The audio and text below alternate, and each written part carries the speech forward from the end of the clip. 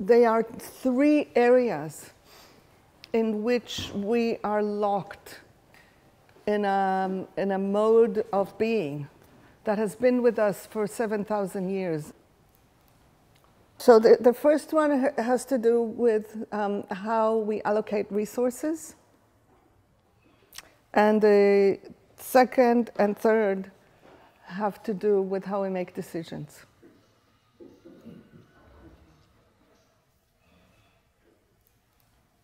I want to start from sharing about a book that I read about a year ago called The Origins of Humankind in the Biology of Love by Umberto Maturana and Gerda Verden-Zoller, if I can count on my pronunciation even vaguely. And I've heard and read all kinds of things about how did we come to be living in a way that is so clearly destructive to who we are? And what is or isn't human nature? There's just so many debates. I had never heard before reading this a biological argument for love, rather than a philosophical or moral or social, a biological argument for love. In this book, they present a theory of evolution that suggests that we parted way from other apes a long, long time ago, probably longer than some other evolutionary biologists have thought, and that in this parting of the ways, the key feature is the extension of childhood. Not just in terms of social, the time of dependence, but also in terms of physiological features. So humans are more similar feature-wise to baby chimpanzees than to adult chimpanzees. So there's a technical term for it. It's called neoteny. And what it means in particular is that the mode of childhood is the mode of love. It's the relationship between mother and offspring, which is based on love. Whereas in most mammals, the relationship between adults is based on dominance and submission.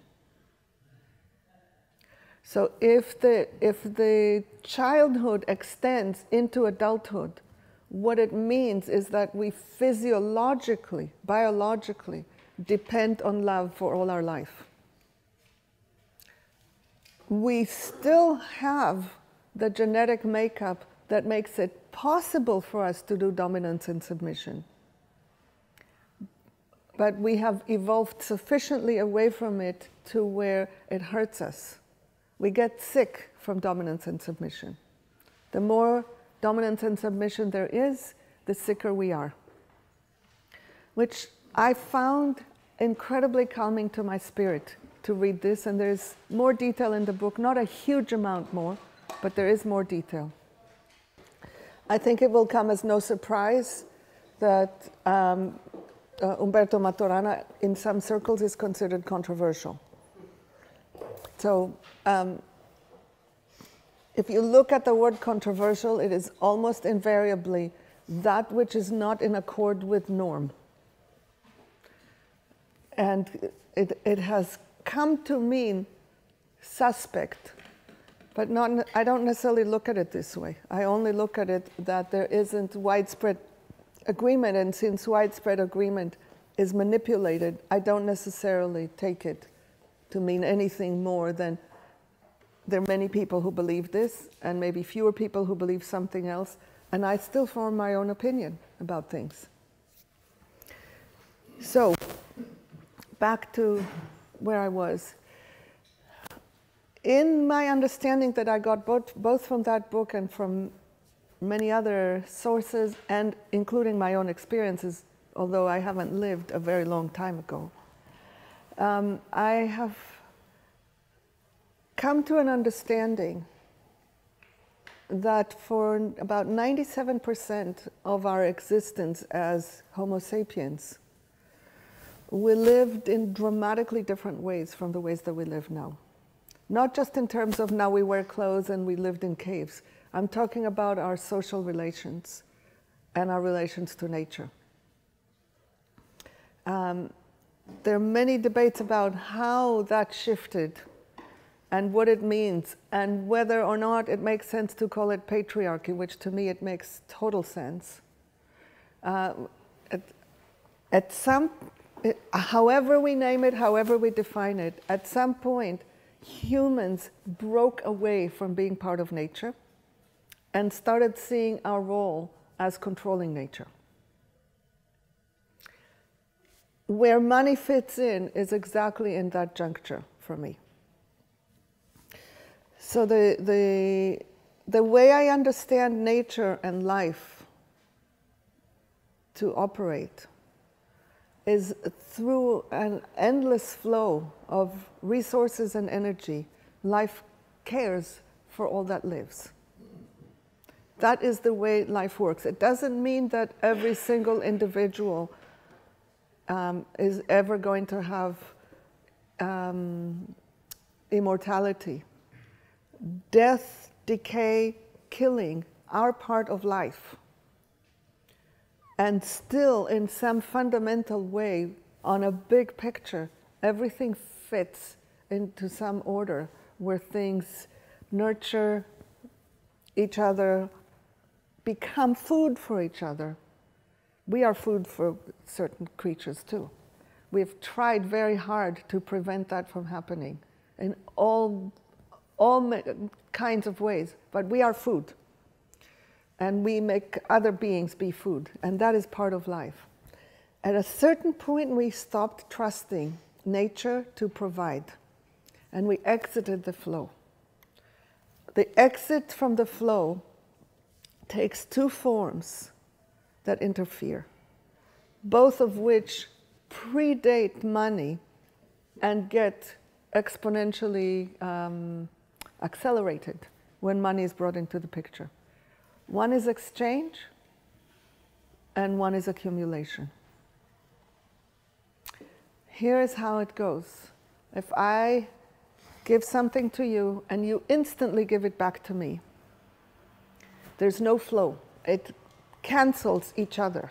There's no learning or information that flows through the larger system.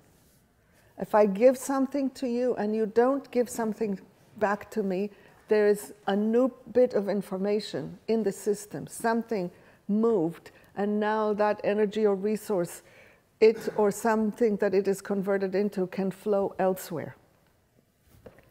That is one way that we have interfered. Exchange also interferes with relationships, because if I give and I know that you're going to give to me, essentially I end up giving you in order to receive. We interfere with generosity, which is a fundamental move of life, and especially of humans. The act of generosity, of giving, regardless of whether or not I'm receiving.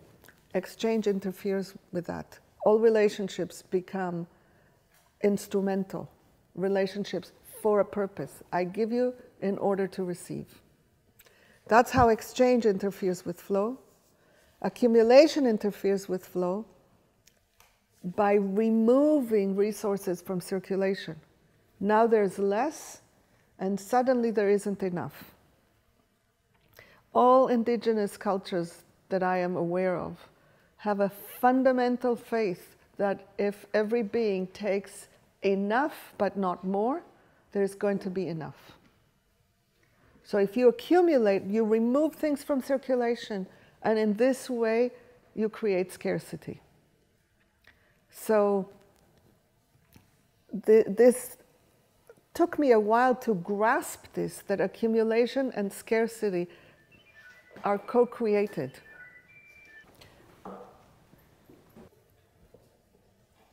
The belief in enoughness is directly faith in nature and faith in natural abundance. And natural abundance is very different from the way that the word abundance is now used in certain circles. Abundance has come to mean more than enough. And for me, abundance, if you kind of like look at the root, go back to abound, it has to do with the regenerative quality of things, not with the more than enough. And it involves a certain kind of faith. Do not take more than you need, and it will regenerate itself. You take more than you need, you interfere with the capacity to regenerate. So what we have done with accumulation is we have converted natural abundance into the twins of artificial surplus and manufactured scarcity.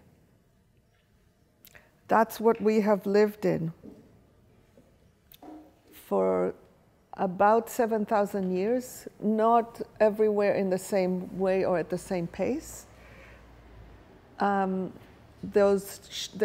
shift, what I call the patriarchal move, from being embedded in nature, in natural abundance, in relationships of interdependence, to accumulation, scarcity, based on separation from nature. That shift has happened at different times in different parts of the world. Apparently, its most extreme form was around the Black Sea, in that area, and then moving from there to Western Europe around 5,000 to 6,000 years ago. As far as I know, Europe is the only continent where true indigeneity, true matricentric cultures no longer exist. In all other continents, there are still pockets, because by necessity, once you disconnect yourself from nature and you start accumulating and requiring more resources than are regenerable, you will need to conquer other lands by necessity. It isn't because you're a bad person, it's because the culture is caught up in a certain cycle. And so patriarchy has exported itself through war, conquest, colonialism, to the point where by now it's almost everywhere. Patriarchy has now very pernicious offspring, such as racism, colonialism, capitalism. All of these would not be able to grow on infertile land. And the fertile land of patriarchy is the land of separation and scarcity and powerlessness.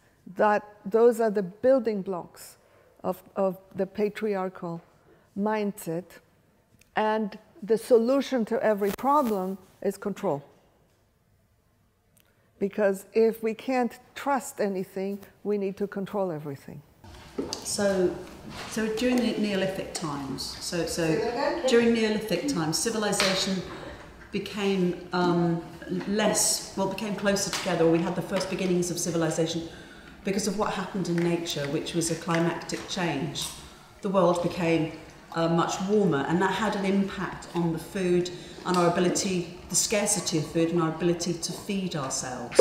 So I'm just I know it might be, and you might go, you know what, let's park that, because that's a different... No, I'm happy to get into it very briefly, very briefly. Like I said, separation, scarcity, and powerlessness are the building blocks of patriarchy, and control is its way of operating in the world. And up until a couple of years ago, I was part of the school of people who believed that agriculture itself is what created that move. And I've since then come across, I'm not a primary researcher, so I only form opinions based on what I read from others. And by necessity, that means that I form opinions based on what makes sense to me. I don't believe that we can know what happened all that time ago, in large part, not only because we don't have access to who the people were and what they were thinking and all of that, but also because whatever evidence we have is filtered through our perceptions as modern people under conditions that we live in. And as much as we try to undo that, it's incredibly difficult. There's a term for it, it's called presentism. And so we are bound to form opinions based on our fundamental worldview. It's impossible not to. So I am doing the same, except that I say it. Some people say, this is the truth. I will never say that because I don't know. But it has made sense to me.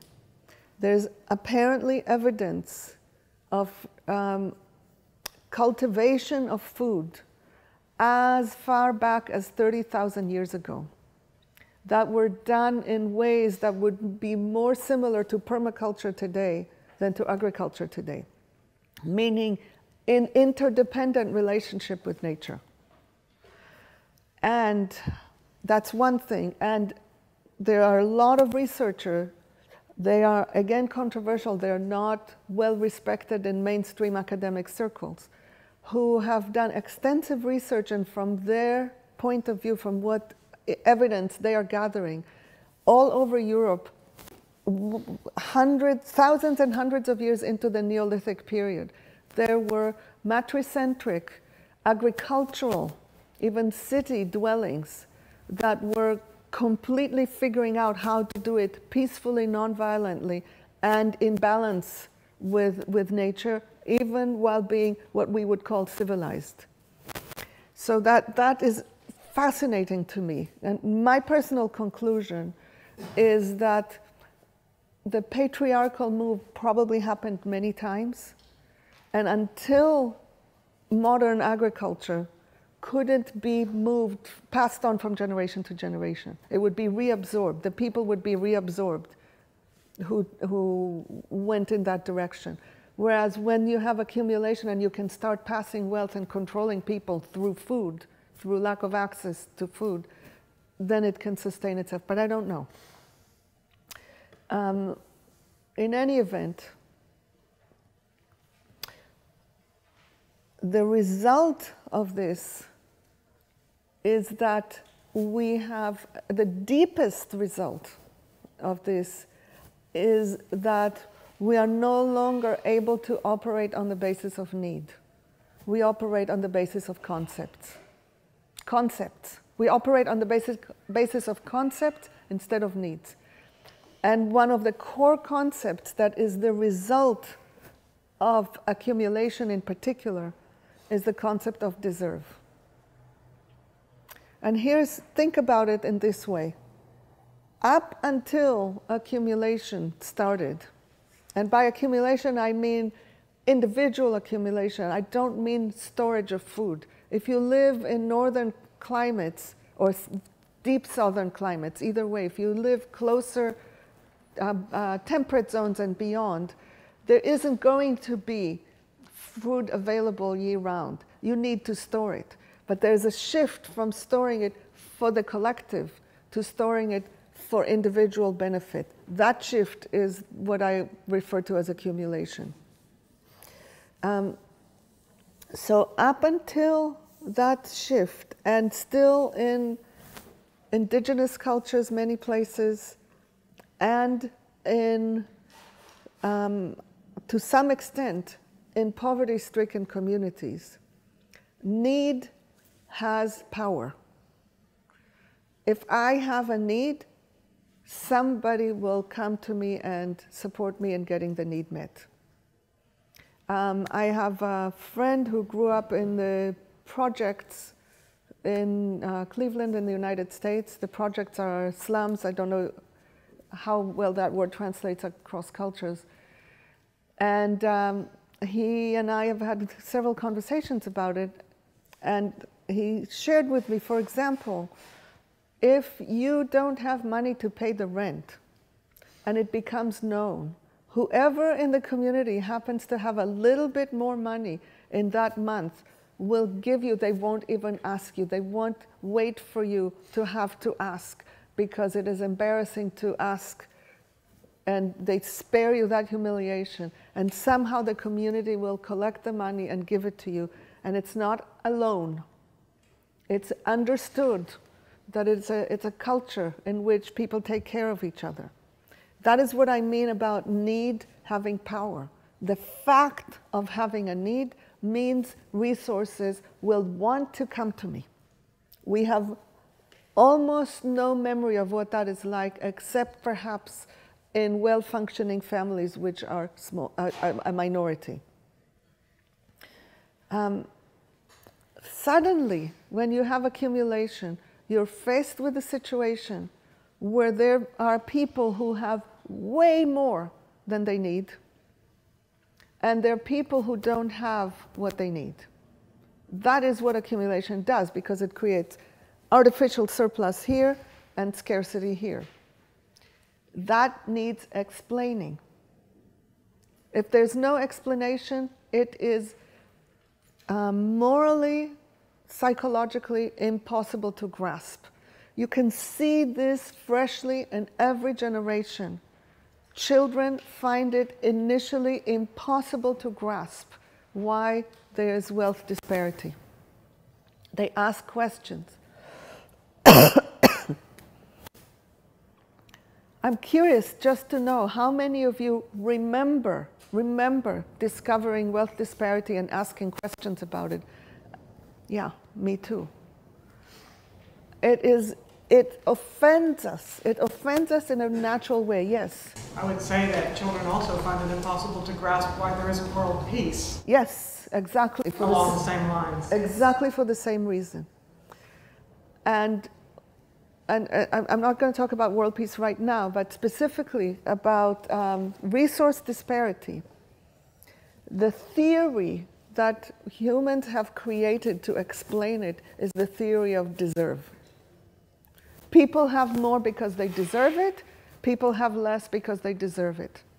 And I have identified so far 3 strands within the deserve theory.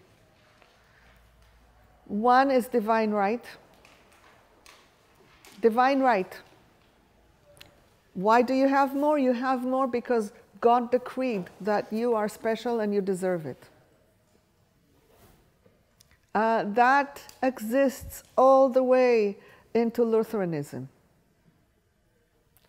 Lutheranism has within it the idea that people they are the elect few, and there's nothing you can do to make yourself elect or not. It has been predestined by God. And that, I think, is in some of their writings to this day. Yeah? Calvinism, yes, thank you, Calvinism. Zwingli. No, I made a mistake. It's Calvinism, and if anybody is interested in reading about it and learning about it, you can read an old classic that has not become stale. It's called The Protestant Ethic and the Spirit of Capitalism by Max Weber. It was written more than 100 years ago. And amongst other things, it has an amazing prediction there about how capitalism will continue until, almost quote, we burn the last ton of fossil fuel. That's there before there was any environmental crisis. So divine right is one strand. Karma is the second one. You have more or less because something in a past life determined that you now deserve this reward or punishment for what happened in the past. To modern people, both of these look crazy. Modern, quote-unquote, secular people believe both of these theories to make no sense and don't see that the third theory that they have invented makes equally little sense. And that is the theory of merit. Merit. merit. You have a lot because you've earned it. You have a lot because you've worked hard. You have a lot because you're competent. You have a lot because you contribute a lot to society. This fundamentally makes sense to people. And if you really can take a step back, you will see that it serves the same purpose as the other mythologies. The purpose of making the people who have morally at peace with a disparity and with knowing that their wealth depends on other people's poverty, and making the poor pacified and not rising up to oppose what is happening, because somehow the overwhelming majority of people without access to resources, at least in part, believe that they don't deserve to have more than they have. Yeah? I'm liking what I'm hearing. I can't hear you. Liking what I'm hearing. I'm glad. I'm just kind of curious. Is this in any way connected also to the theory of reward and punish and good and bad? Yes, absolutely. Reward and punishment follow from this deserve. Good, bad follow from this deserve. It's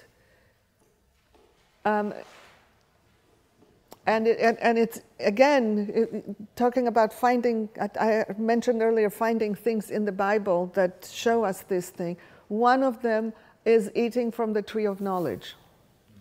So here's how it goes, and I would never have thought of it if not for a medieval Jewish philosopher called Maimonides, who posed this puzzle. He said, so they eat from the tree of knowledge, and then they gain the knowledge of good and evil, and that is somehow a bad thing. Why? And then his explanation is that until they ate from this tree, they didn't know good and bad. They only knew true and false. And it's fascinating for those who know nonviolent communication, about which I'm not going to say very much today. So I hope that will not disappoint the people who came here hoping to learn specifically about NVC. One of the core distinctions that NVC offers is the distinction between observation and evaluation. And within the framework of NVC, there is freedom and power that we get from shifting from an evaluation to an observation. It's not the right thing to do, as unfortunately some people who learn NVC somehow put all the NVC distinction back into that good, bad, right, wrong. And then it becomes, oh, observation is right and evaluation is wrong. It's that being able to observe, knowing to distinguish between what we observe and what we evaluate, gives us the freedom to choose what story we tell ourselves about what is happening. And that freedom to choose is the one that I'm exercising in building up the theories that I'm building up. I'm choosing my interpretation. I don't know. What I know is what I see. Beyond that, it's interpretation. And it gives me the power to connect with other people. It is the connection that happens on the basis of evaluation is not deep enough, because it's a connection that depends on agreeing. When I'm able to connect on the basis of really seeing together what is happening, it's a much more solid connection that allows us to move in a different way. And speaking at the level of observations is less open to debate and fight and war. So, yes, so in that sense, they acquired a new capacity, and that capacity actually makes life worse. The evaluation of good and bad interferes with our well-being. Interesting, isn't it?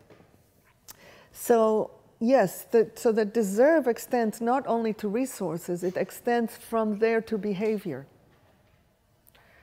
And that is another element of what the patriarchal move has done in two areas, as I see it. Patriarchy moved mechanisms that were there for extreme conditions into the norm. One of them is the fight, flight, freeze response, and one of them is shame. So if we take seriously the idea that life is designed to care for life, it means that most of the time we can be relaxed. If I am a deer and I'm eating or I'm drinking, I will be relaxed and alert, not frightened. I will be frightened when there is reason to be frightened. If you think about it, we are, all of us, physiologically designed for relaxed states. And the fight, flight, freeze is an accurate, well-designed response for conditions of danger. What patriarchy has done is it has created a state in which most of us, most of the time, are in low to middle grade fight, flight, freeze mode.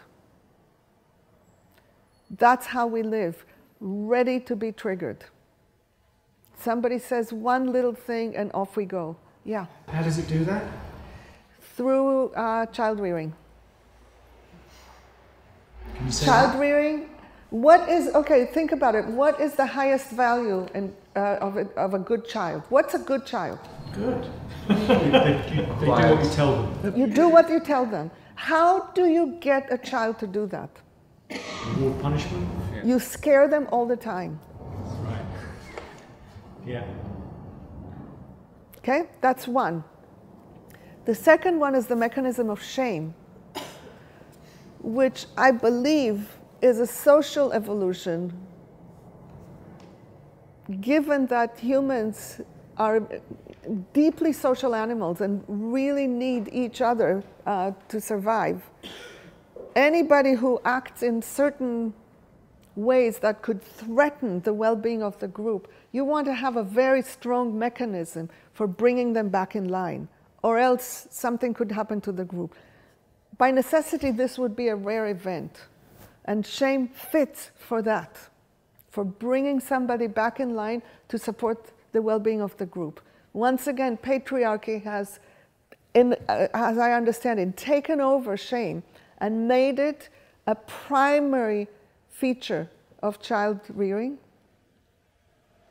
And you can see it even in phrases such as shame on you, which I've now researched several languages. I've not done an extensive linguistic research, but in all the languages that I have encountered so far, shame as a tool of socialization is built into the language. In Hebrew, which is my first language, it's be ashamed. It's just like, it's not even shame on you that comes from inside. It's like a direct imperative, feel shame. And what, not only is it now more common, its purpose has shifted from protecting the group to protecting the powerful. So most of us walk around with some degree of shame that is just there in the background, that keeps us from doing things. And we get shamed for what we want.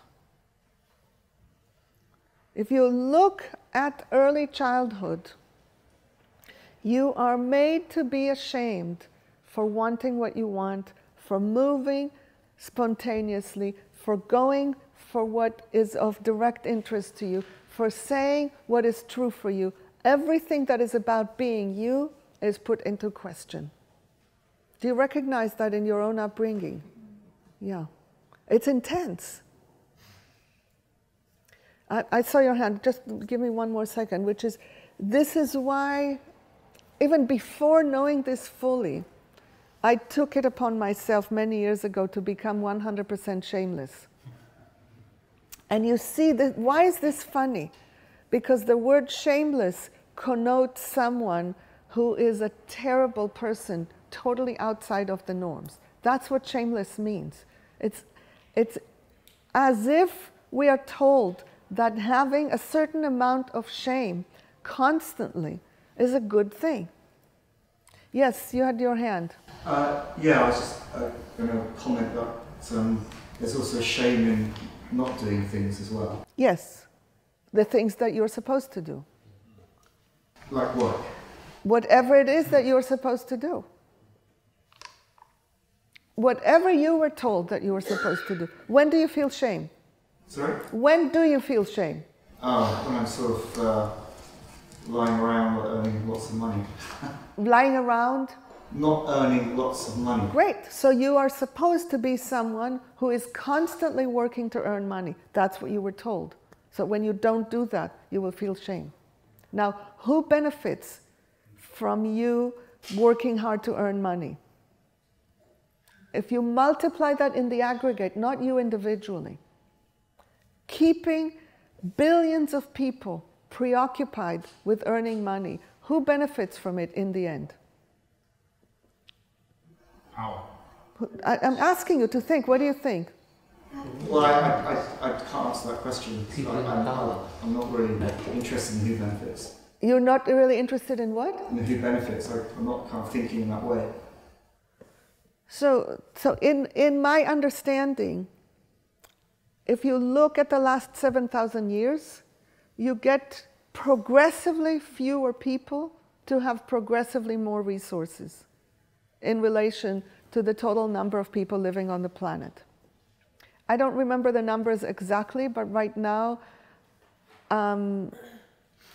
there are, I think, 8 individuals who have more assets than 30% of the world population, something like this. I don't know the numbers exactly, but it's that vast, the discrepancy. And it continues to become more and more skewed. So I'm finding it hard to believe that ultimately this race benefits the majority of people. Yeah. Could you argue that those people who have...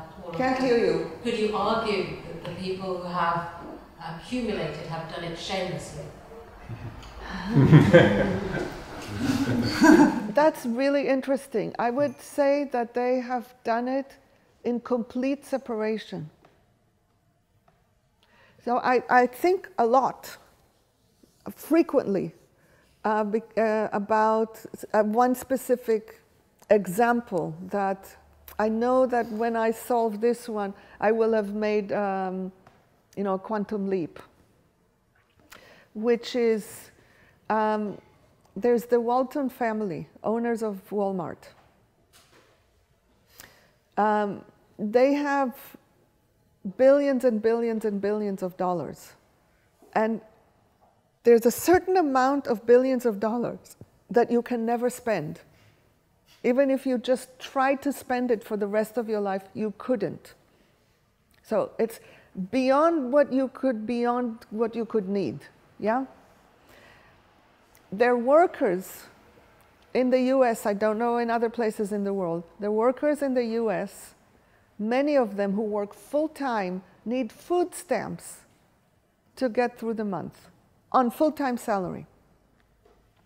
And I'm trying to imagine, to just literally imagine, what is the human story that somebody tells themselves that makes it okay? And whatever version of that I could come to telling, it's clear that it involves separation. That it involves me not feeling connected to the people who work in my stores. I cannot feel connected to them and have it be okay. Does that resonate for you? Absolutely. So there is a profound separation that is built into it. And that separation may have superficial layers of feeling good and superior. If you dig deeper at the rates of violence, drugs, alcoholism, abuse that happened in the upper classes, then you start wondering, is there a relationship between the degree of separation and the intensity of suffering that is there? So I think about these things. Why do I think about them? Because I want to unseparate myself. I am not myself feeling fully connected, let's say, to the Waltons. And I want to be. Because if I'm not fully connected to them, I am playing the patriarchal game myself. And I want to understand them to the point where I could imagine being them. Not that I want to be them. It's not like I aspire to wealth or anything like this. It's that I want to be able to imagine within my body making those choices. And until I can imagine it, I put them outside the human species. And in that way, I do exactly what has been happening on this planet for the last thousands of years. And I want to recover from that, at least individually. Does that make sense to you? It does. What would you do if you could imagine it? I have been able to imagine more and more things. When I am able to imagine people who are very different from me, I feel within myself that I grow in my capacity to care. Look, there was the French Revolution. And whatever else you can say about it, at least in part, it was an attempt by some people to make things better, in the way that they understood making things better. Lots of controversy about what it meant. But fundamentally, they wanted to make things better for more people. But what did they do with the former people in power? They guillotined them. In that moment, they sealed their fate. They became like them. You see that? If there's ever going to be a revolution again, a significant revolution that is going to change things, I want it to be nonviolent. And for it to be nonviolent, it would require us to care for our current oppressors. If we can't care for them, all we can do is change who is in charge, but not the fundamental rules of the game.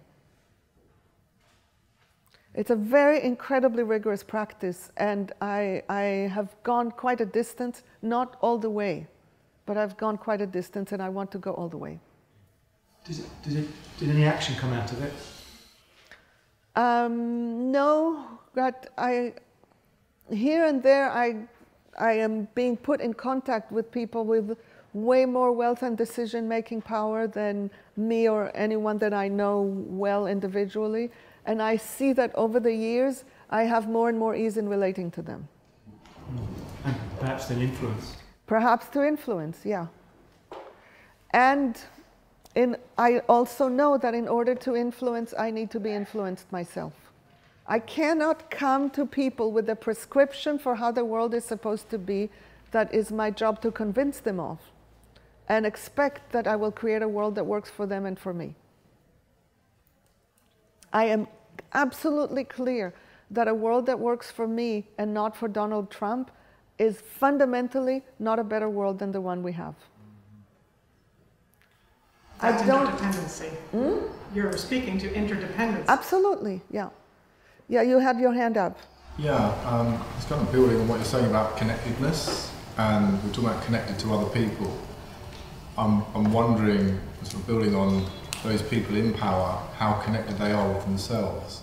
Yeah, and maybe they're what not. allows them They're to not. be as they are is they're Yeah. numb.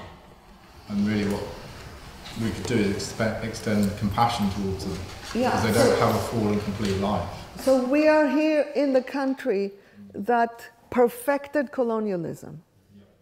Like great mastery in the horror of colonialism.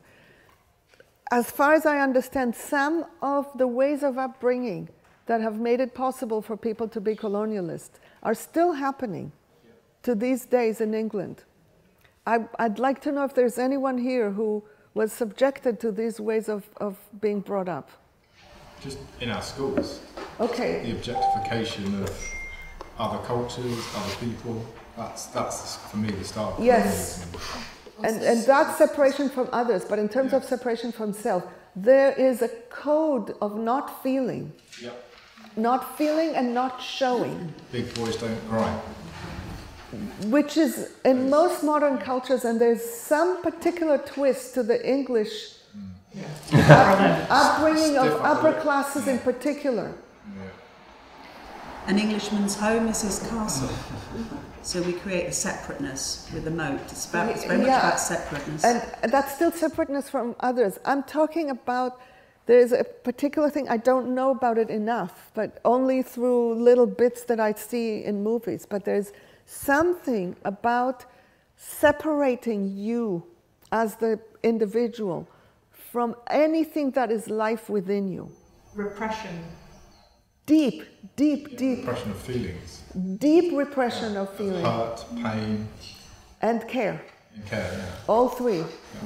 Yeah, in the back. Yeah, last time I came here, I heard a woman... Can you speak up? I can barely hear you. Last time I came here, I heard a really amazing American woman, I can't remember her name, but she had sent me a video, or someone had sent me a video, and where she spoke about the impact of the witchcraft program.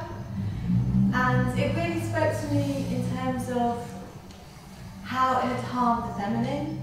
And if you go back, something like I've read, the image of women was very different. The stereotype of women was sort of wild and emotive. Now the image of women is sort of taking up their space, being submissive. Yeah.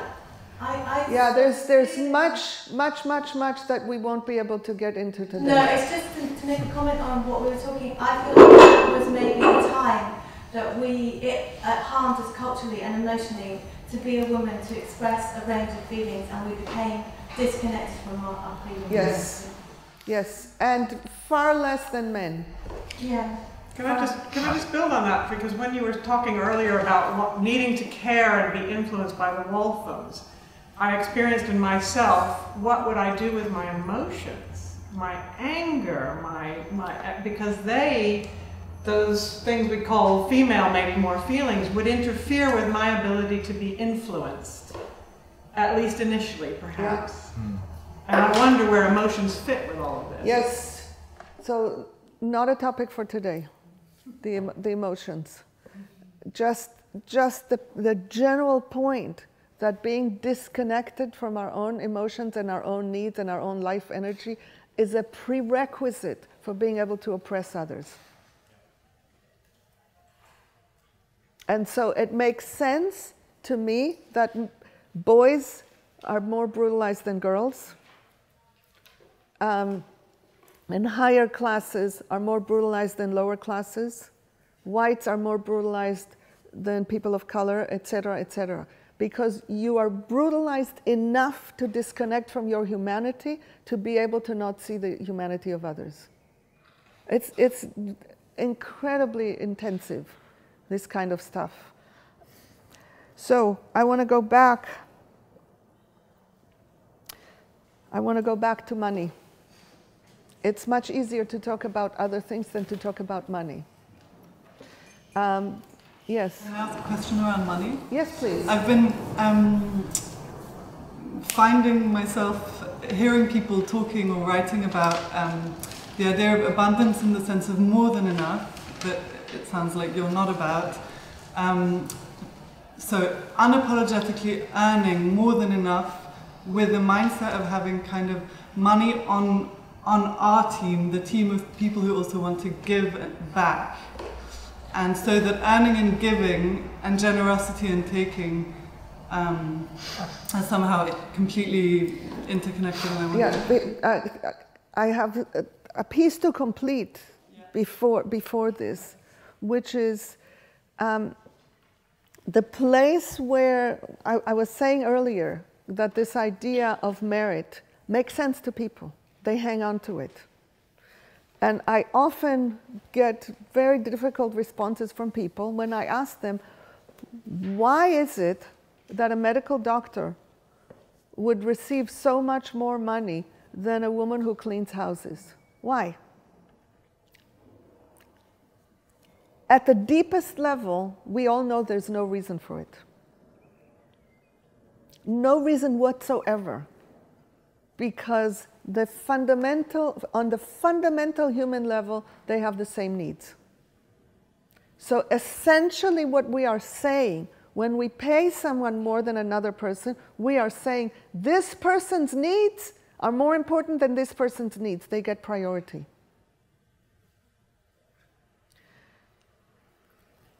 Restoring the centrality of needs is an entirely subversive move.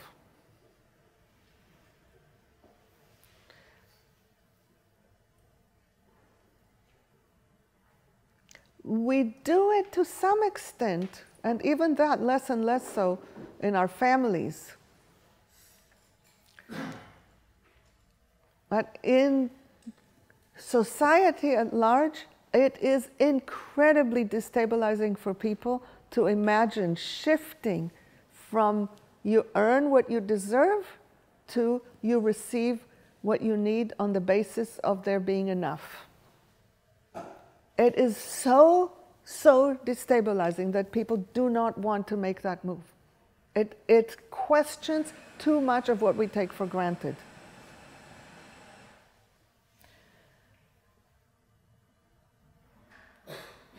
And so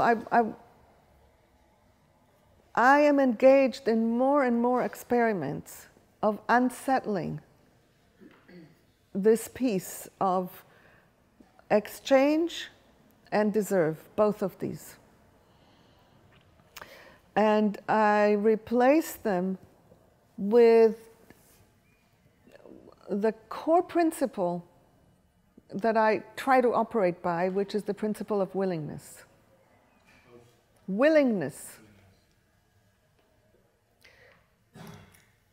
At its most uncompromising form, it looks like this. Nothing gets done, nothing happens, no resources change hands, no action is taken, unless there's someone who is wholeheartedly willing and available to do it.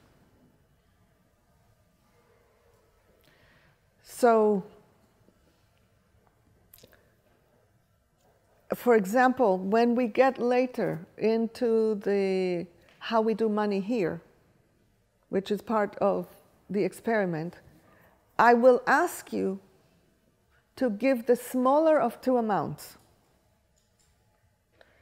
What you can give and what you're willing to give. The smaller of the two, not the larger of the two. And that changes everything.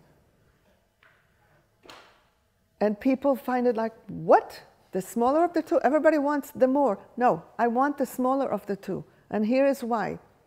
If you give more than you can, you will incur hardship in support of our needs. I don't want that. I don't want anyone to incur hardship for me to get my needs met. It's happening every second of every day that I live because of structures that are larger than my capacity to change. But to whatever extent I have a direct say about it, I will never want to meet my needs at cost of hardship to someone else. That one is relatively easy. But the other one is, I don't want you to give any more than you're actually willing to give. Because if you give more, you will give it on the basis of obligation, exchange, guilt, shame, fear, who knows what. And those motivations perpetuate what we have in the world. I want you to give only what you're willing to give. My trust and my faith is that if we all operate based on the principle of willingness, we will have a slower, richer way of living that sustains life on the planet. So this is a principle that you can experiment with in anything that you do.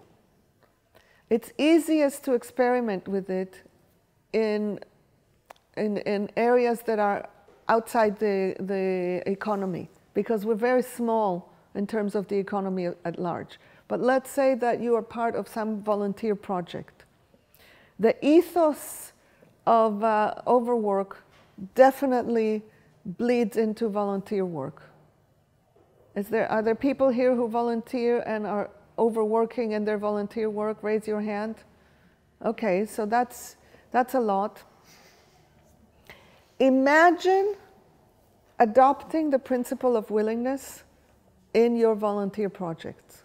For starters, there's a team that takes on a project, and imagine if that team agreed that no one will do more than they are truly willing to do. What would happen? Relationships improve because people talk more honestly with each other. And people don't burn out. Projects may be delayed, projects may not happen. And it's a more accurate mirror of truth than forcing ourselves to do things that we're not willing to do. Whenever we force ourselves to do anything, we are perpetuating and reproducing the control, patriarchy, force, separation, scarcity, all of that in our very actions. We're very small individually. We cannot change the larger systems in which we live. But we can live as if more and more and more. Questions about this? Yeah. So there's quite a sort of zeitgeist thing around equal pay. Say that again? Equal pay between men and women. So as an example, on average, British newspapers pay men journalists £22 per hour more than the female counterparts. So there is an underlying belief that not only is the man's time worth more, but also the man's voice is worth more. So I'm wondering, what would it take for a power shift, a power over in terms of the dynamic between one gender and another, to get to the space that you're talking about, which is this wonderful bounty of willingness? What would it take for us to willingly say that we are all equal and deserve the same pay, for example? First of all, I take issue with the idea of equal pay for everyone, because we don't have equal needs. I want people to receive based on need, not based on an abstract principle, even not the principle of equality. So if, let's say, you have 5 children and I have none, it doesn't make any sense to me that you will receive the same amount that I receive. It's more likely that a woman's going to have 5 children to look after than, yes, okay, so it's equity over equality. I'm not even sure that the word equity fits. I'm talking about needs. Equity is still a concept. I'm talking about finding a way for people to engage around resource distribution based on needs. And I think that just right when we end today, does that make sense, Sophie, to do it right when we end the money pile? Yeah, or afterwards, what fits your flavors? Yeah, I have 2 more things to do. So if I'm going to do all the themes, we didn't actually think it through. So either if we manage to get through the themes faster, or right when we end, those of us who put energy into this, into making this event happen or in delivering it, are going to divide amongst us the money that is collected from the people here, based on our needs. Not based on even something like how much effort it took or any of that, because all of that falls right back into deserve. Even saying, you know, all of us deserve equal pay is still in the deserve category. So I hope that you will be present to see this and see what happens when people start beginning about their needs. But it's a framework, it's an observation that I think a lot of people were not really aware of, that we talked about equality, and I'm not disputing it, but it's a measure. I know that it's not the solution, but if we didn't have the measure, that we wouldn't even know. Yes, that actually, so that said, I would say that between where we are now and the future that I want to see, which has no money in it and is a full gift economy with no money, I don't believe we can create a sustainable world and have money in it. And I am in a really, really, really fringe minority in saying that. I think it's the only position that has integrity and coherence to it. Everything else depends on regulation. And whenever you have regulation, you have force. And when you have force, it opens itself to, you know, more force, less force, and who decides, and all. Whereas if you are basing it all on the core principle of willingness, there is rigor and coherence to it. But we're not going to get from here to there in one step. So along the way, things like universal basic income, universal basic services, creating pockets of the commons, all of these things will take us steps along the way. I don't know clearly the path from here to there. So there's more or less. It's not just on or off. Yeah. Yeah. I was thinking when you were speaking of, it starts at birth. It starts how you define your son, your daughter, what you expect of that child, and what society expects. So you're separated at birth. In European society, take the baby away, run off, do whatever it is they do. So there's automatically that disconnection there. Yeah. And that sanitation continues. Yeah. Throughout the hospital, when they get home, you know, your little cot, your little room for the baby, and all these little things that separate you. Now, in my society, how I had to live, even though I was born up in Brixton, it wasn't like that.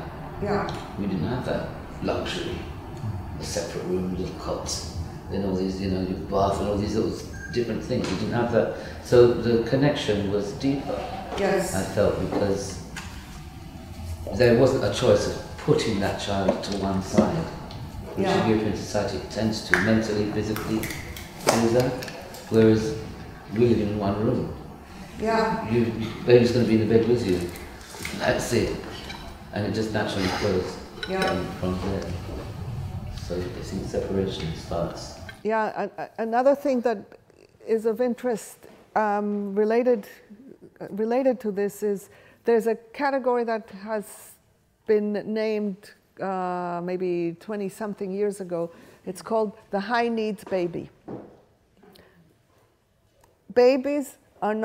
Even babies are not all born with the same makeup of needs. Some babies need more of this or more of that than others.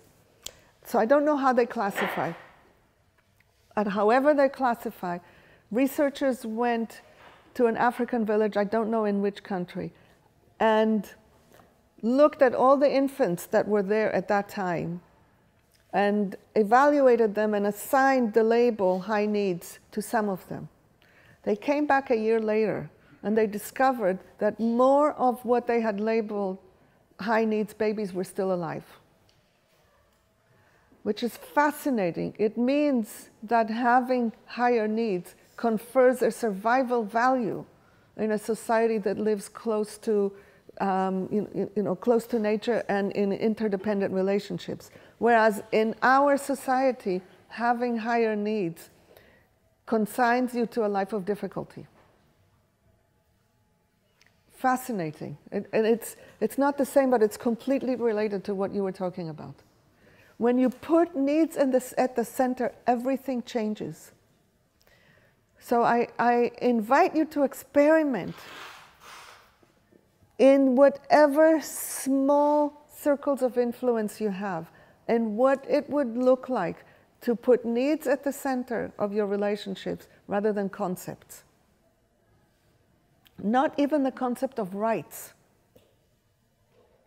Because rights, again, it's a human construct. And then we can debate about it. Needs are biologically and relationally given. They are in some fundamental way indisputable. And by the way, for those who are interested, a nice little quote from Karl Marx, who said that the human being of the future will be rich in needs. Whereas the human being under capitalism is reduced to one need, which is the need to have. Yeah, Lana.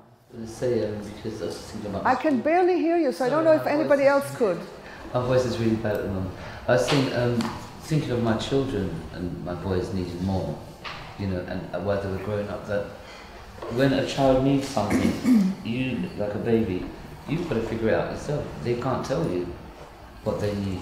When a child needs to be fed by the breast or the bottle, you know, one child will sit there for an hour, you'll be there for an hour, 2 hours. And one child just 10 minutes and they're fine, they're okay. Yeah. And they haven't expressed to you that they're hungry, you need to know that. So it's about knowing the needs of someone and actually being aware of those needs. Yes. And you know, being able to support fulfilling them. Yeah, the activity of mothering, and because of the fact that humans have such a long childhood, the activity of mothering, and I don't mean the activity of mothers, but the activity of mothering is the fundamental orientation to the needs of another. That is what, especially in very early infancy, you are oriented to the needs of another being.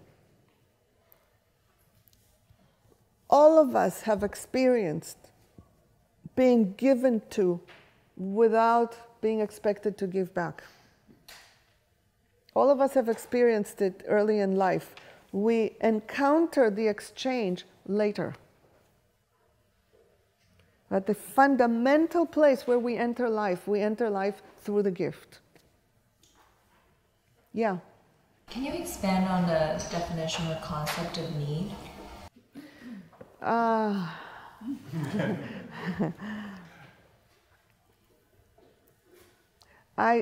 will say just this, that and then I want to move to the final thing, which is I want to give you some practices that you can do to restore the flow, specific practices.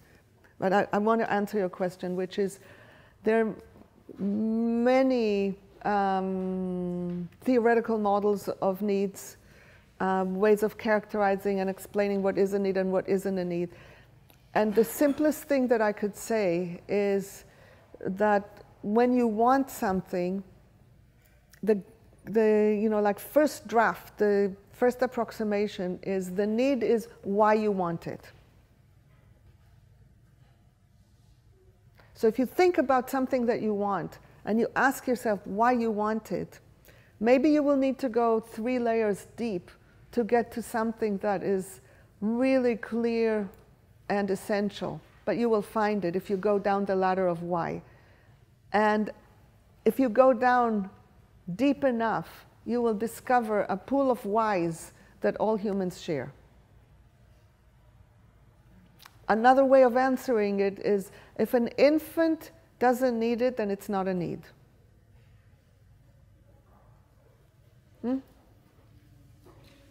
Miki, can I ask a couple? Yeah. I like how you defined money as a claim. Yeah. Money, as I see it, is a claim on the world's resources. The more money I have, the bigger claim I can make on the resources that exist. And I have another question. Yeah. I've personally witnessed your integrity with your financial decisions and how you spend money, even when it's uncomfortable or difficult. And I was wondering if you could share a little bit about how your practice of nonviolent communication has influenced your personal relationship with money. I don't know. Well, first of all, I would say this. Much of my thinking about money comes from one sentence that Marshall Rosenberg said. Marshall Rosenberg is the person that created nonviolent communication. One sentence that he said, which is, don't ever work for pay, and make sure you have all the resources you need to do your work. And as soon as I heard that sentence, I knew, this is, a big chunk that has a lot in it. And I've been kind of like unpacking it and pulling more and more threads from that fundamental insight.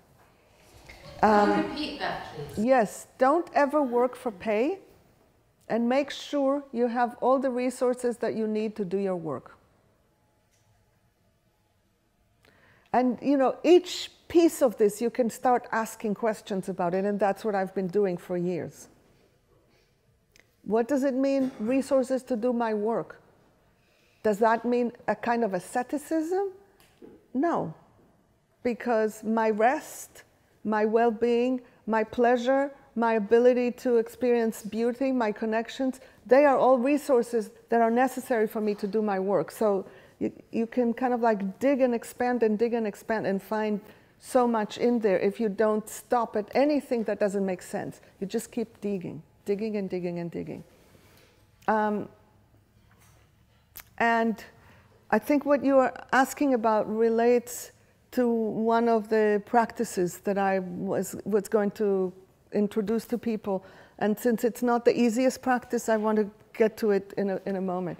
So I want to leave you before we, as we come to the end of this segment, with 4 practices that can help restore the flow. And I don't believe in magic, but I've experienced magic, so I don't know what to do with my belief system. And I want to share with you a particular moment of magic that I've had. When I was sharing this particular information for the first time in a kind of a condensed way, was when I was at an intensive training in Chile. And when I was talking about practices that can begin to restore the flow in tiny, tiny, tiny trickles that don't change the whole, because as individuals we cannot change global capitalism. As I was saying it, I felt Gaia, the earth, sigh in relief. It was such a profound experience. I can't even explain it. I don't have even a way of saying how did I know that I was feeling it, but it was so clear in my body that Gaia was experiencing relief from me talking about practices that can, in a tiny, tiny, tiny way, restore the flow. So I'm sharing this with you in case it's meaningful for you to have it in that context. The first 2 have to do with exchange. And I'm giving you the practices in order of difficulty. 1, giving without receiving, unconditional, unilateral giving. It's the easiest. It's not easy, but it's the easiest. And it's the easiest because there is good feeling associated with it. If we just pause for a moment, take 30 seconds in silence and remember a time when you gave something to someone without any expectation of getting anything back, and what a pleasure that is. Let's just do it for a moment.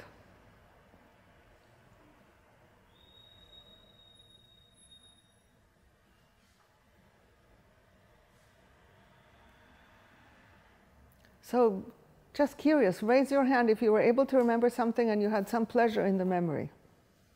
See, it's a very easy way to get a group of people to be momentarily happy. It's just to focus on times when we have given without an expectation of receiving. That's practice number 1. Every time you do that, you put resources into circulation. You let something flow. Miki, can I just come in there and telling on myself? It's hard, but I realize that even when I do things like that, I have a kind of universal expectation of exchange that the universe will give back to me in some way. So I found it difficult to do that because I see that I'm somewhat motivated by all good deeds come back to me somehow. Yeah. I'm telling on myself. It's not, I think I can offer a reframe. Instead of having an expectation of it, you can have faith in it.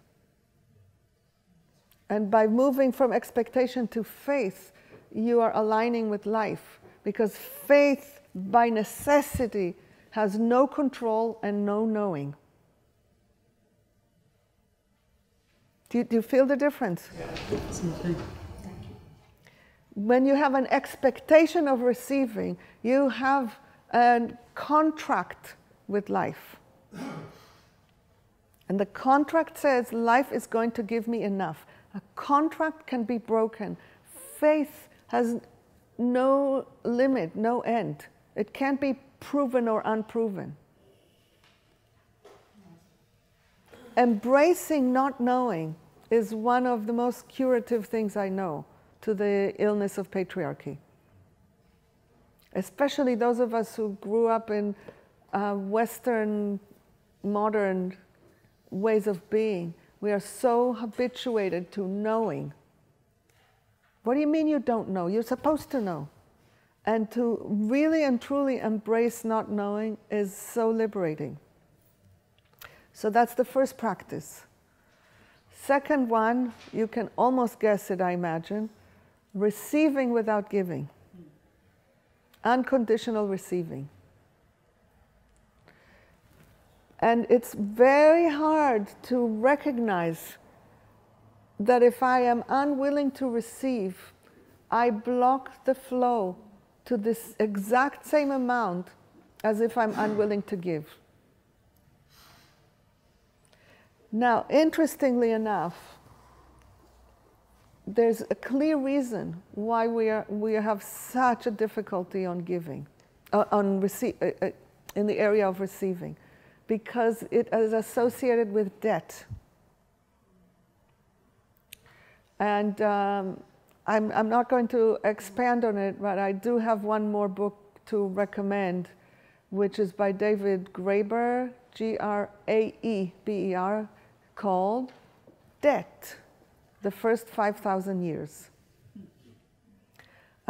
where he makes a link between exchange, money, markets, states, and slavery and debt. All of these are all connected with each other. And just 1 second, please. And you can see the place of the debt in this exchange, which is more pronounced in other languages than in English. You give me something, I say thank you. And you say, it's nothing. It's not the most common thing to say in English. You say, you're welcome more, but it's nothing, oh, don't worry about it, is there. In other languages, it's more blatant. In Spanish, you say de nada, which means for nothing. Same, one of the two versions in Hebrew has the same meaning, and I imagine in French it's the same. Why do you say to me, it's nothing? You're actually telling me, I am releasing you from the debt. If it isn't nothing, then you owe it to me. Debt is a complete consequence of exchange. Because if we start exchanging, and I am in need, and I cannot give you back, then I'm in debt. That is how debt and slavery start, from exchange, from there not being a giving and receiving that is in the flow. So I invite you to practice unconditional receiving, which doesn't mean receiving something you don't want. It means receiving and releasing yourself from the debt of receiving. Yeah, Lana. I watch debts as because they used to have the debtor's jail, didn't they? They had the debtor's jail. This society was built on the debtor's jail. If you owed money, there was this big communal place where you actually lived with your children because you owed money to society or somebody. Yeah. And as well, I've seen because of debt, people commit suicide. Yes. Yes. So a lot of people, there's on BBC News, on BBC TV, they had a young man who owed a parking fine, but it spiraled because it's one fine and then they add charges to it, and it took over his life and his understanding of how he placed himself in society, and he couldn't survive that. A quarter million peasants in India killed themselves because of debt to Monsanto. Yeah. Do you know that, guys? I didn't know that. Yeah. Because prior to Monsanto, they were seed saving. So through seed banks and all of that, you always have seeds. Once Monsanto is there, you have to buy seeds every season. You cannot do subsistence economy buying seeds all the time. Yeah. And genetic seeds as well. Yeah. In the back, somebody wanted to say something. Oh, it's just to say that the... Could you stand up? I can't hear you. The book, David Graeber, there's a great radio play on Radio 4. It's really short and it's brilliant if you don't have time to read the book. I was just recommending it to people. I'm sorry, but I wasn't able to make out what you said. So there's a really good Radio 4 programme about that book, David Graeber, 5,000 Years of Debt, and it's 10-minute episodes and it's brilliant. Okay, thank you. Could you later, during the break, put the link on the flip chart? Sure. Thank you. Yeah?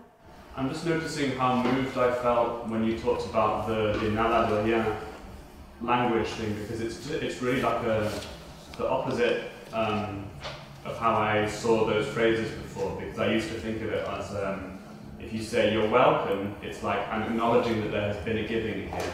And if I say it's nothing, it's like I'm not acknowledging that something significant has happened here. And I still suspect that it might be possible to hear those phrases in that way.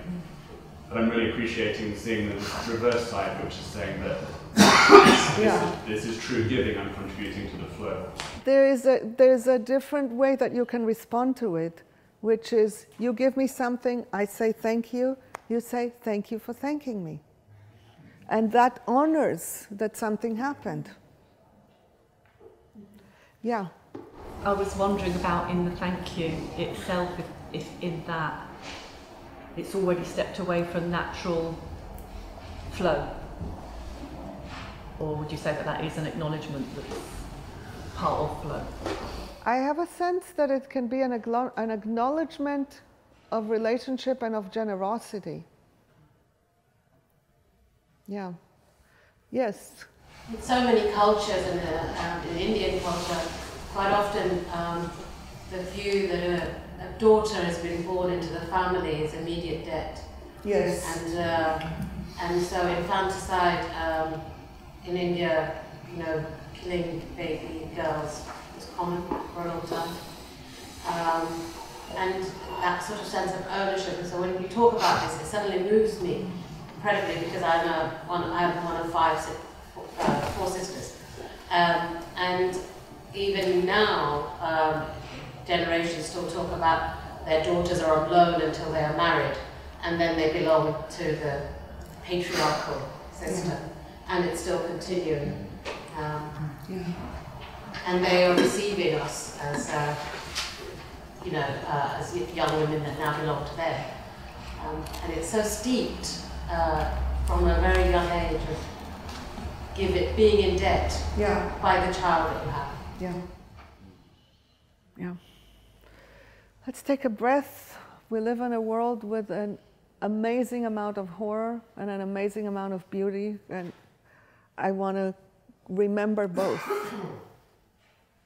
without having one cancel the other. 2 more practices and then we'll take a break.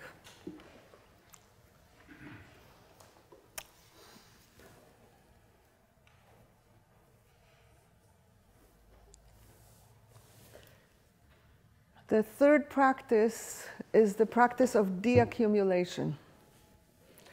On a large scale and involuntarily, as far as I know, there was only 1 century of deaccumulation in Europe, and that was the 15th century, where money was transferred from the powerful to the powerless. Not voluntarily. It wasn't like, okay, I'm going to give it to you. But it was a time when, due to a number of factors, I'm not going to get into them, the workers and the peasants became more powerful than they were before. So they were able to gain more access to resources. And that concerned the people in power sufficiently to band together between feudal lords, emerging merchants, and the church to establish nation states that created larger capacity to concentrate resources and to, over time, vanquish the progressively growing revolts of peasants and city workers that came together. Anybody who wants to read about that, I invite you to read Caliban and the Witch by Silvia Federici, Silvia with 2 eyes. Ties together land appropriation, slavery, colonization, and witch hunts to explain the rise of capitalism. Very devastating and very inspiring at the same time. Caliban and the Witch. Caliban is a character from Shakespeare, and it's a stand-in for indigenous people. So how do we do individual deaccumulation? And I think this is related to the question that you asked before. The principle, the allure of capitalism is that if you have enough money, you can do what you want.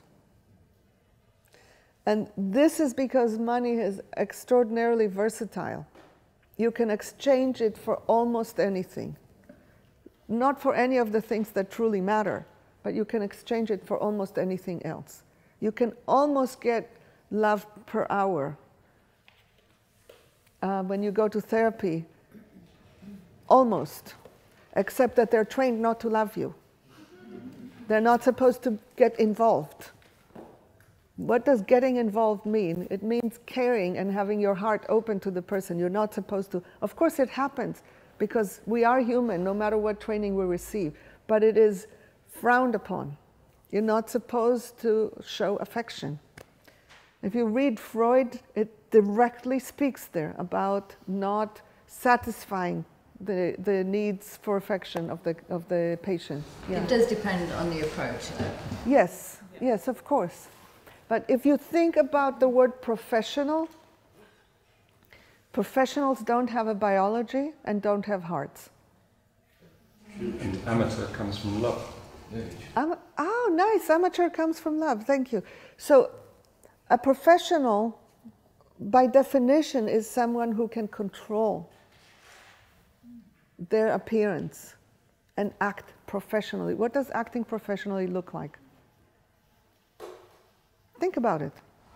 I am professional, but I don't actually follow any of that, so that's why I'm a bit like, But yeah, okay. Just as much as I aspire to be shameless, I aspire to be unprofessional. Okay, so deaccumulation means coming back to needs. It means taking stock of your life and naming to yourself what your needs are. No accountability to anybody else, only to yourself. At least initially. You can create communities over time if you want to, but at least initially it's an individual practice. So you take stock of your needs and you quantify them. Those that can be attended to with money, you quantify. How much money per year, let's say, does it take to attend to this need? Do it as closely as you can. You end up coming up with a figure.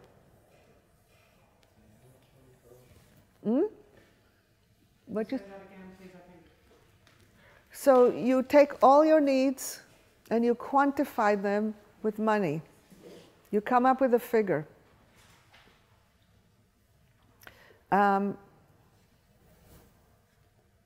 adding a new twist that is just coming clear to me. If you find relational needs, they don't belong there.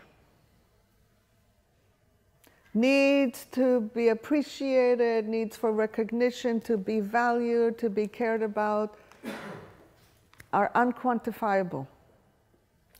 That is one of the key ways of moving out of the deserve thing. We have taken money to be a way to express value and care. Let's at least undo that. I'm talking about your material needs.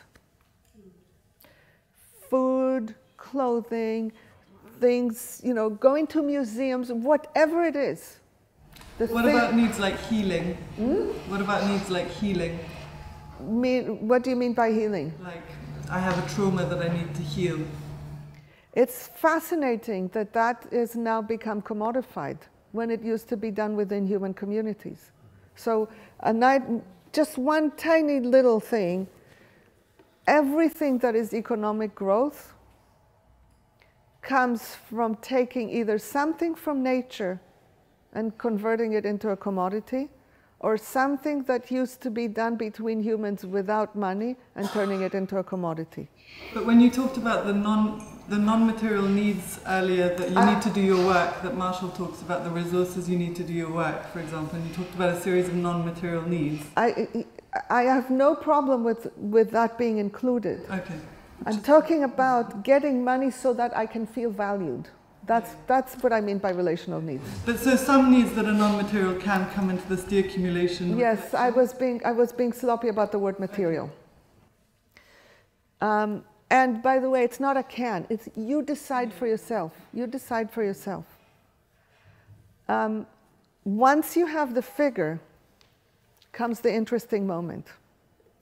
If it turns out that your income is smaller than what your needs are, there's a puzzle of what am I going to do? Am I going to squeeze my needs, or am I going to make an effort to bring more income to me? That is the less interesting part in terms of deaccumulation for me. The more interesting part is, what if my income is more than the needs that I've quantified? Deaccumulation means you give away the rest. Literally give it away, not loan it, not invest it, give it away. Every time you do that, you increase the pool of resources that are flowing within the system. So you directly reduce scarcity. You can give it away to a person on the street. You can give it away to a charity. You can give it away to a community. You can give it away to a cause. It doesn't really matter. You decide what you give it away to, but you give it away without control. Because otherwise you get into the one of many layers of complexity about philanthropy, which is that the philanthropists who give money give it with strings attached. You're supposed to use it in the particular way that I have designated it for. Could this also apply to stuff? Because there's an incredible accumulation of clutter, for example, in any typical apartment or house. And if it's not being used or not being appreciated on a regular basis, would you argue that that is part of what needs to be divested? I am arguing that you would have a happier life if you managed to do it.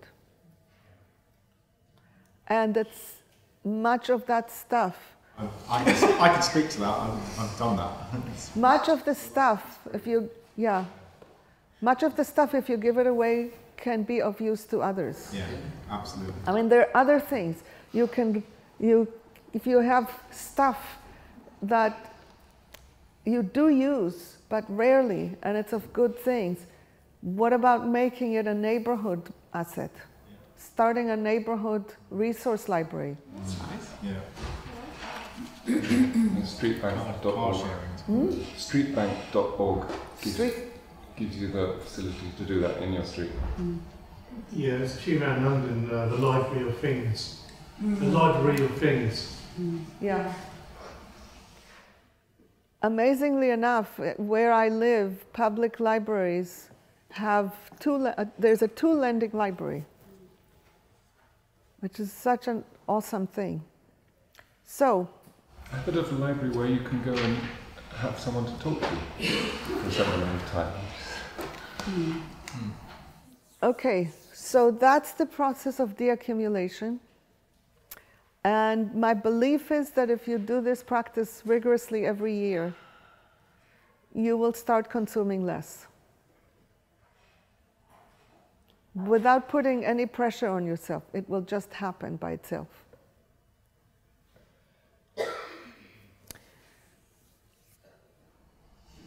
Yes? I'm wondering because I can see that it makes sense to me, but I also feel like there's how you untangle like how your relational needs get mixed up with your material needs, because the idea that when you get to a certain point or you've achieved a certain thing, you therefore when you get to a certain point, say in your career or in your life, then you've now reached a point where you don't just deserve a coat, you like deserve a coat that's made out of blah blah blah, blah. And like how the process of like working out actually what your material needs are and how that is separate from your relational needs isn't actually, I don't think it's necessarily straightforward. No, it's not straightforward. That's really the practice, is disentangling what do I really need. And if I want to be valued, why do I go to money for that rather than to relationships?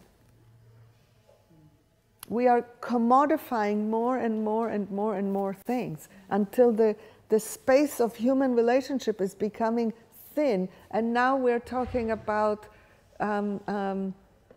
dating in market terms. You see what I mean? Yeah. Okay. Yeah. I don't have a solution. You need to work it out. I want to pause for a second and see, was there something in particular you wanted me to say that I didn't say? No, I think you covered everything. Yeah. There are many aspects, because some of it is also which values of mine do I use in making these choices. And at present, the overwhelming criterion for choosing what I do with my money is the cheapest of whatever it is that I want. And the cheapest financially very often is the most expensive in terms of cost to communities and to the earth. And do I want to keep doing that? No answers, only questions. I think it's pretty much time to end. I just want to, yeah. You have the fourth one? The fourth one? Yes, I'm going, yeah. Oh, okay, cool. The fourth one is to experiment with the principle of willingness and gifting to the extent that you can, which is not always going to be possible. If you are an employee, you can't. But if you are self-employed, you can. Instead of having fixed amounts that you charge people, what if you engaged with each person in a conversation about relative needs? So that's the fourth one, is to infuse your actions and your money dealings with as much willingness rather than have to as possible. Yeah. How do you experience, Miki, the way that people value what you offer when it's free compared to when it's not? First of all, I'm still working on my language to not use the word free. It isn't free, it's a gift. A gift is something different from free. I have been doing things that don't require you to give money in order to participate in them for long enough that I think people have gotten used to it. It is true that people sometimes have been trained to value things that don't have an exchange associated with them less than other things. I think people can be trained relatively easily out of it. You can experiment. If you are offering something, instead of writing free, you can say priceless. I haven't thought of that. Cost, priceless. It's a new one, just came. It's technically the same, but it means something very different, right? All right. So I want to close this segment and take a break. And before doing that, I want to hear just from a couple of people, what's something you got from being here for this segment? I was just going to speak on to that last point of experimenting with willingness and gifting. I think there's an underlying practice there of faithing. Of what? Of faithing. Faithing. I've never heard of faith as a verb, but yeah, I like it. It's kind of, that's the attitude behind the gifting. And the what has been fascinating to me is for years I've been doing a variety of experiments with gifting and never collected from people what I asked, the totality, because I don't care what each person gives, because I don't have a sense of value or what it's worth or any of that. I just want the totality to be enough for the sustainability. And up until 2 weeks ago, I always got less than asked for. For some reason, the last 2 times, we collected just a little over what we asked for. And I'm really curious, is that a trend? Is that just an accident? I have no idea. But it's been incredibly satisfying because I have been willing to do this, and I would have been willing to do this forever, because for me, part of the practice of nonviolence is the willingness to absorb the cost rather than inflict it. That's the, one of the core elements is I would rather suffer than inflict suffering. I would ask if there's been a shift for you recently, an internal shift. No. It's just, I think there's a stronger vision of what a bunch of us are creating together that may be more attractive. I don't know.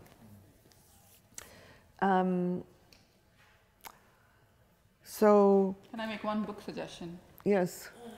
The book Spinning Threads of Radical Aliveness by Miki really inspired me on learning how to be shameless.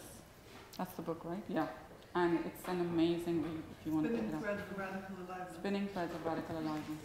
And if you have read one of Miki's books, one of my requests is if you could leave a review on Amazon, because the more reviews she has, she doesn't ask for things that I'm going to be her money spokesperson. Please could you do that? Thank you. Spinning Threads of Radical Aliveness.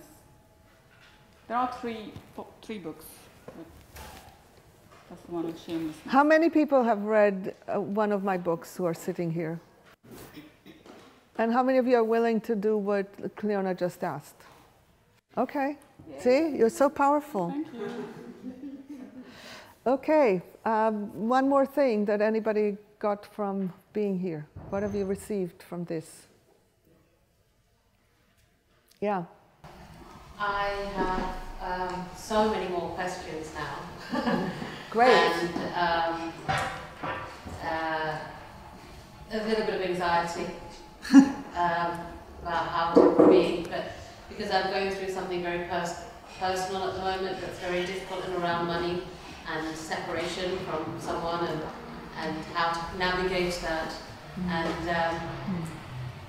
and understanding what you need and what you don't need is very, so it's, I just wanted to say it's very, there's more questions and more anxiety. It's very, making me really anxious. Really what? Anxious. I'm not surprised.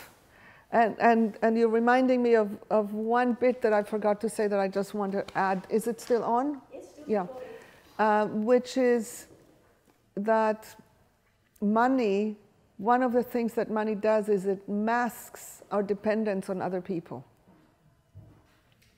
We have learned to feel independent when we can buy things, without recognizing that whether or not we buy something, someone had to produce it, and we're dependent on that someone even if we don't have a direct relationship with them and it's mediated through money and some store. So as we manage to question the role of money, we can re-expose the web of interdependence that sustains us.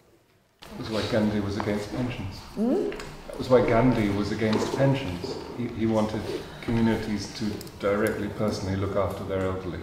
That's so cool. I don't have a pension. I refuse to have one. Yeah. Okay, thank you everyone. Let's take a break.